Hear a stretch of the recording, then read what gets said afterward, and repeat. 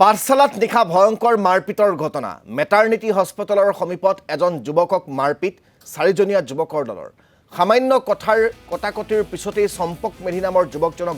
গুৰুলকৈ প্ৰহাৰ কৰে সিসিটিভিত বন্দী হৈছে মাৰপিটৰ সমগ্ৰ দৃশ্য চম্পক মেধিৰ ডিঙিৰ খুনৰ চেইনো কাঢ়ি নিয়াৰ অভিযোগ উত্থাপিত হৈছে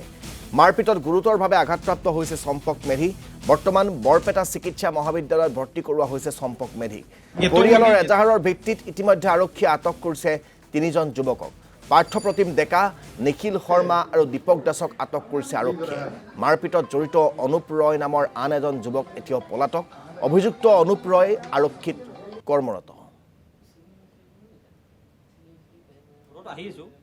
আমাৰ তাতে মেটাৰনিটিৰ ওচৰত মই ৰজনী ল'বা ৰখিলোঁ ৰখাৰ পিছত তাতে দুজন তিনিজনমান ল'ৰা আছে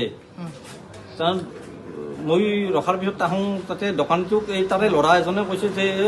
খৰা সেনেকৈ কৈছে দোকানীটোৰ লগত তৰ্কৰ কি লাগছি মোক খৰা বুলি কিয় কৈছা মইতো এক্সিডেণ্ট হৈয়ে খৰা হৈছিল